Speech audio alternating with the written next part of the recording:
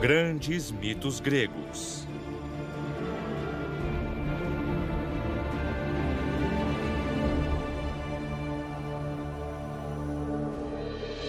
Hermes, o mensageiro indecifrável.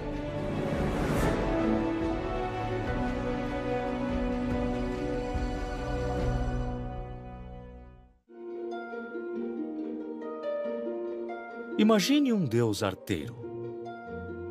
Um deus mentiroso, um deus que rouba, um traiçoeiro que pratica a insolência como virtude, um deus que escuta a conversa alheia e conta mentiras assombrosas. Imagine um deus veloz, ágil, que indica aos viajantes seus caminhos, indica oportunidades aos comerciantes, encontra o que se perdeu e confisca o que não te pertence.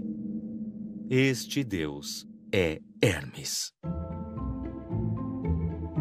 Ele aparece quando menos se espera. Desaparece quando você acha que vai ficar. Hermes é o último filho nascido das relações de Zeus. Sua mãe Maia era uma deusa gloriosa, mas era uma das 7 Pleiades, as filhas do gigante Atlas, conhecidas por sua beleza.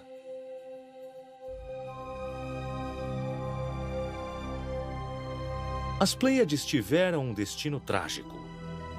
Foram perseguidas durante muitos anos por um caçador, o gigante Orion. Para protegê-las, Zeus as transformou em pombas e depois em estrelas. Mas estamos nos precipitando aqui. Por enquanto, Maia, uma das Pleiades, havia se refugiado no sul de Arcádia, longe dos olhares de Hera, a esposa legítima de Zeus. E foi ali, em uma caverna do monte Quiline, que Hermes nasceu. Sua mãe o envolveu em cobertas, como era de costume com recém-nascidos. O deitou em um cesto de vime e o entregou a uma ninfa para que fosse sua cuidadora. Porém, Hermes não era um recém-nascido como os demais. Incrivelmente precoce, já sabia falar e andar. Poucas horas depois de seu nascimento, aproveitando a ausência de sua mãe, foge da caverna e explora as estradas.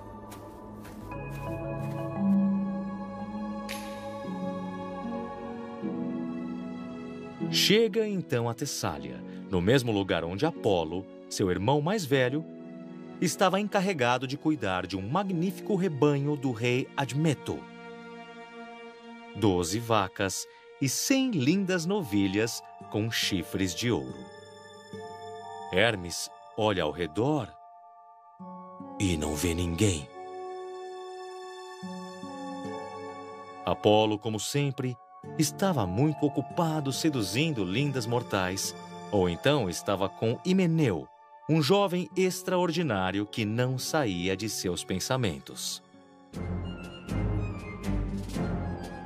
A oportunidade era boa demais para ser verdade. Roubar era fácil. O difícil era não deixar rastros. Então, para que ninguém o capturasse, Hermes disfarçou seus passos enrolando os pés com folhagem. Fez com que os animais se afastassem do pasto e os levou para longe, até a base do Monte Pilos, um lugar ermo no Peloponeso.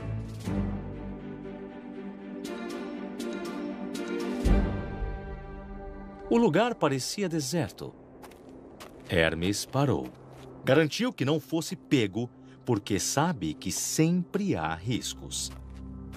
Para se acertar com os deuses, sacrificou 2 animais e cortou sua carne em 12 partes, queimou a carcaça, escondeu o rebanho atrás de uma montanha e voltou feliz à sua caverna.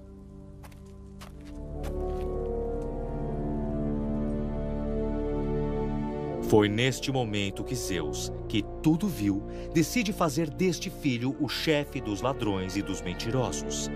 O único atributo que havia sobrado e que ninguém queria havia sido designado para o mais jovem da família.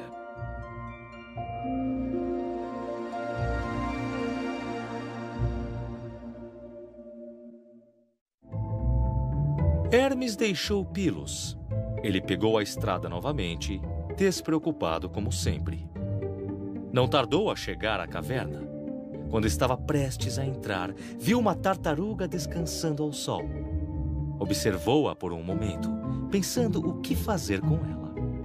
Resolveu capturá-la, arrancar suas entranhas e prendeu, de um dos lados do casco, paralelo à parte oca, cordas feitas com as tripas de uma das vacas que tinha sacrificado. Acabava de criar a primeira lira. A criança se diverte com sua criação, a esconde em seus pertences e dorme como se nada tivesse acontecido. Enquanto isso, em Tessália, Apolo logo nota o desaparecimento de seu rebanho. Procura no céu e na terra, mas não encontra.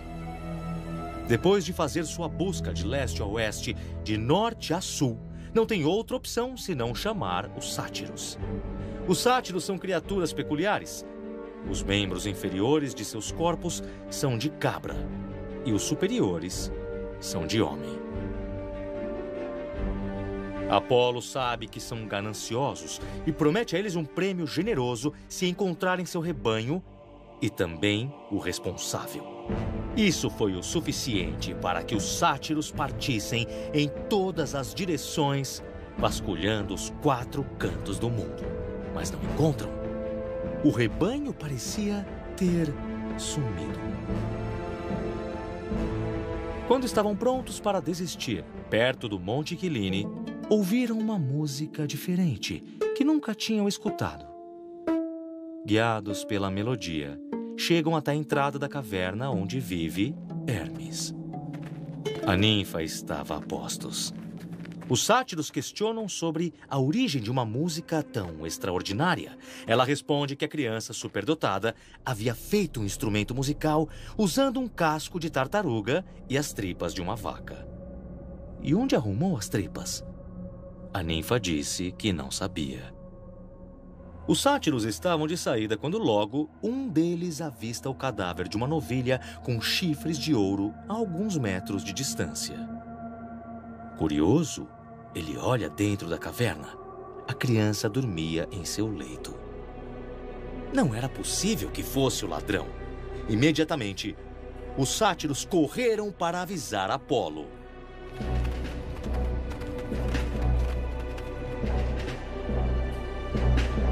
Apolo ficou chocado. Ele sabia quem morava naquela caverna.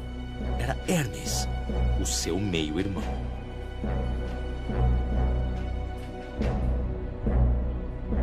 Tomado de raiva, Apolo corre e exige a Maia que faça seu filho revelar onde escondeu o rebanho. Maia aponta para o menino deitado em seu leito e afirma que aquela acusação era absurda, que seu filho nunca seria capaz daquele crime. Hermes, que estava escutando tudo, reafirma também a sua inocência. Aquela acusação era absurda. Ele era uma criança inocente. Apolo não consegue acreditar. Pega Hermes e leva o menino até Zeus, mostrando o cadáver da novilha que fez questão de carregar.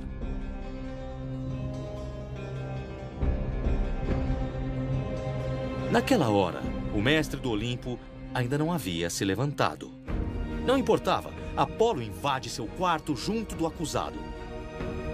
Zeus não conseguia acreditar que uma criança seria capaz de tal ação.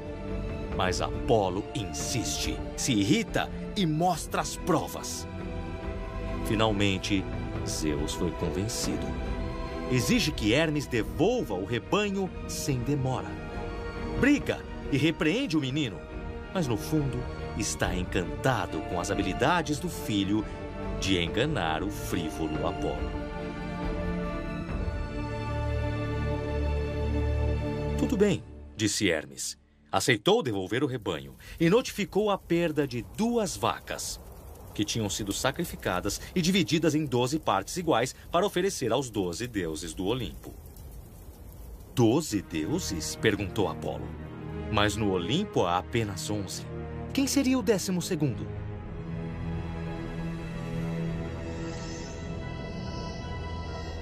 Sou eu, disse Hermes. Apolo titubeia em choque. Zeus não consegue esconder a admiração que tem pelo menino, que se mostrava claramente cada vez mais interessante. Antes de seguir seu caminho, Hermes mostra a lira que havia criado e começa a improvisar uma canção. Apolo foi conquistado. Aquele novo e harmonioso som conquistou seu coração.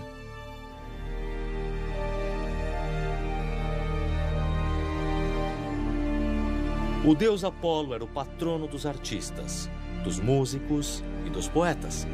Aquela melodia o encantou com tanta força que logo se esqueceu de suas queixas contra o seu jovem meio-irmão e, cantando, segue Hermes até o seu rebanho.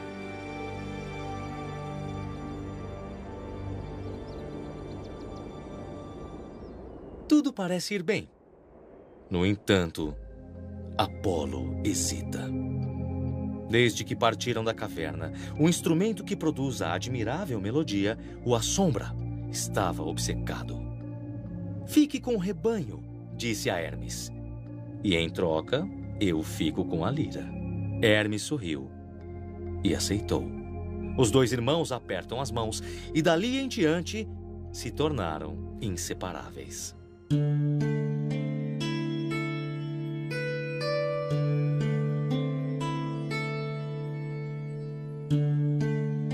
Para assombrar ainda mais Apolo, Hermes vai a uma plantação de cana, corta um colmo, faz uma flauta e começa a tocar uma nova melodia. Hipnotizado, Apolo propõe um novo acordo. Se o irmão lhe der a flauta, oferecerá em troca o cajado de ouro que usa para pastorear o seu rebanho, tornando Hermes o deus protetor dos pastores. De jeito nenhum, disse o menino, demonstrando a sua astúcia comercial. Minha flauta vale mais que um cajado, mesmo que seja de ouro. Aceitarei somente sob a condição de que me ensine a prever o futuro. Impossível, disse Apolo. Por mais poderoso que fosse, Apolo não tinha como transferir o seu poder. Ele foi concedido pelas Trías, as abelhas ninfas que vivem no templo de Delfos. Elas, e apenas elas, poderiam ensinar ao irmão a arte da profecia.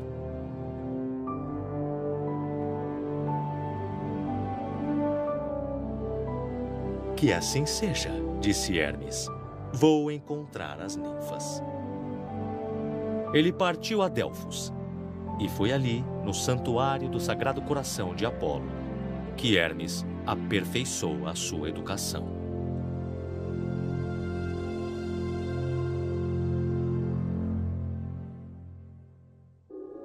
Hermes já tinha o conhecimento de um deus quando Zeus o chamou ao Olimpo.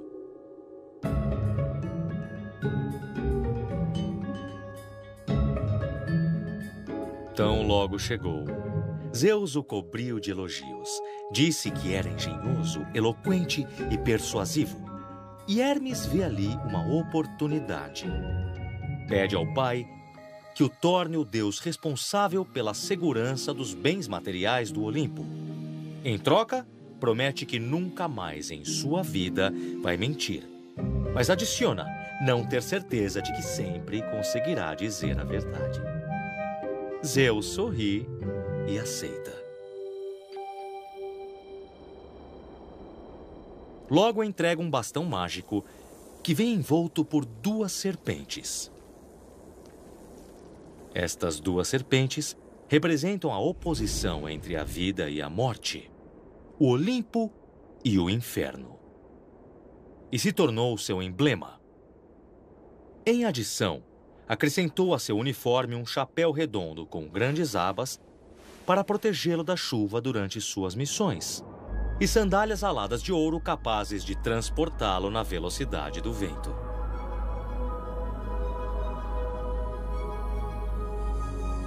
Hermes estava pronto.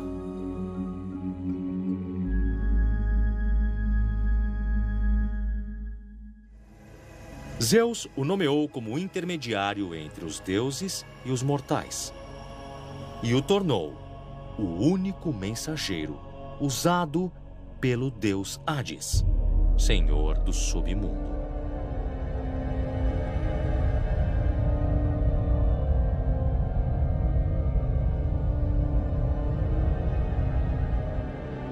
Hermes se tornou o guia das almas, atividade batizada por ele mesmo como psicopompo. E ao contrário do que havia imaginado, começa a trabalhar com um zelo incomparável.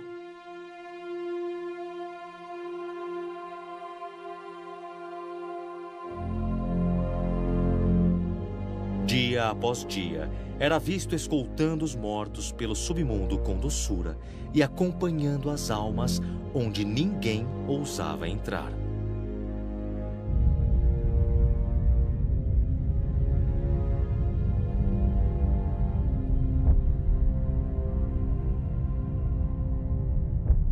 E não era só isso.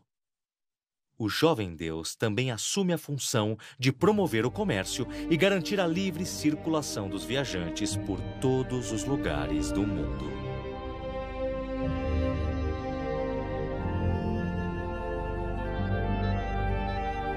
Hermes ajudou os comerciantes e negociadores, os aconselhou a oferecer os melhores preços, os presenteou com sua eloquência e carisma. Características que permitiam que vendessem qualquer coisa em qualquer situação. Os argumentos de Hermes muitas vezes eram desonestos. Ele mesmo admitia que o melhor não é necessariamente dizer a verdade, mas dizer algo agradável.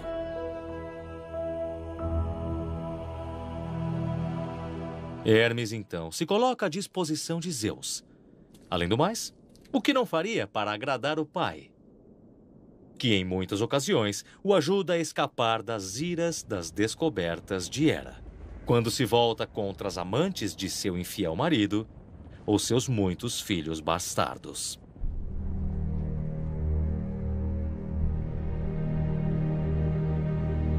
Assim sucedeu com o jovem Dionísio desde seu nascimento. E mais tarde, quando Paris, o príncipe de Troia, foi encarregado de determinar quem era a mais bela entre Hera, Atena e Afrodite, foi Hermes, por ordem de Zeus, que o apresentou às três deusas.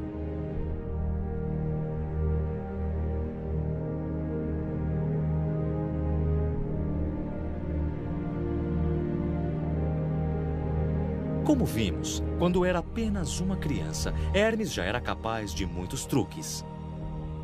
Agora, o coração de Zeus estava encantado por Alcmena, esposa de Anfitrião. Mas para Alcmena, a fidelidade é uma de suas principais virtudes. E Zeus queria quebrá-la. Com a ajuda de Hermes, Zeus tomou a forma de Anfitrião e, conforme se aproximava de Alcmena, Hermes ordenou que o sol se pusesse e não nascesse no dia seguinte.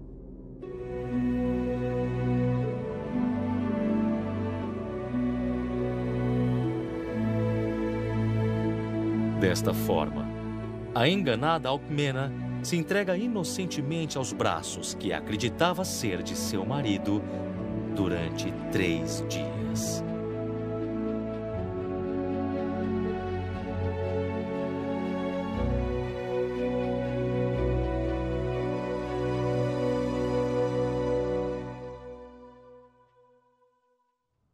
Um tempo depois, Zeus volta a chamar seu filho a seu resgate.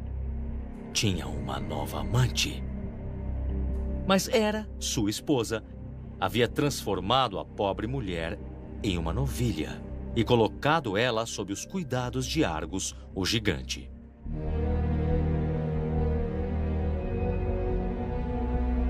A pedido de Zeus, Hermes vai até o gigante. Esta criatura não tinha apenas 2 olhos, mas sim 100 deles.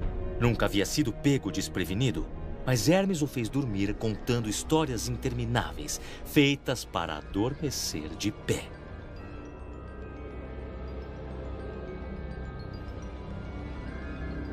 A partir do momento que se assegurou que os 100 olhos do gigante estavam fechados, se aproximou e cortou sua cabeça.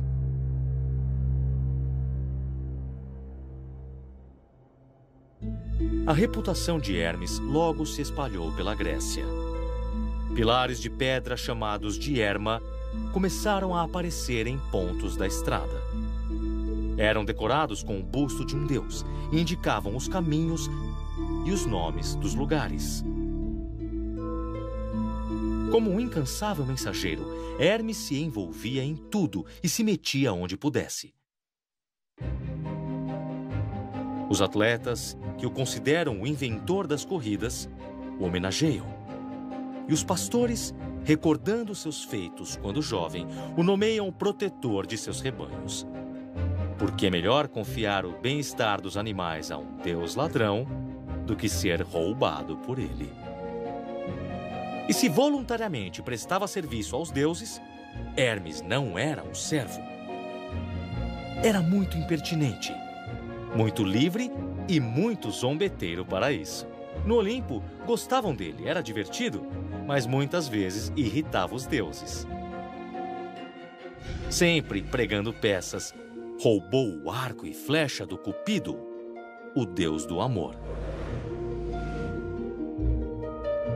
Roubou também o tridente de Poseidon, o cetro de Zeus, as pinças de Hefesto e até mesmo o cinto mágico de Afrodite, objeto este que havia despertado desejo tanto em deuses quanto nos mortais.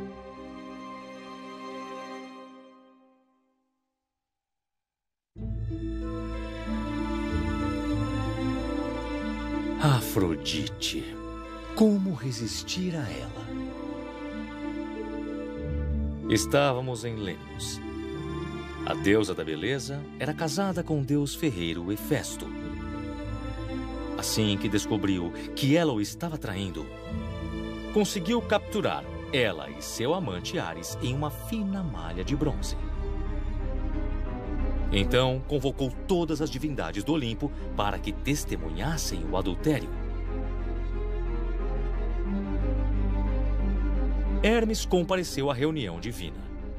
E como todos os homens, seduzido pela beleza da deusa, sugeriu que tomaria o lugar de Ares apesar do flagra. E Afrodite escutou. Lisonjeada, antes de fugir do Olimpo, passou uma noite inteira com Hermes. E desta união nasceria um ser de 2 sexos. Meio homem, meio mulher. Hermafrodita. Hermafrodita não é nem homem, nem mulher, mas os dois ao mesmo tempo. Infelizmente, suas diferenças impediriam de receber qualquer forma de amor recíproco. Mais tarde, Hermes seduziria a filha da princesa Dríope, e juntos teriam o deus Pan. Metade homem, metade cabra. Um deus tão feio que sua cuidadora o odiou assim que o viu.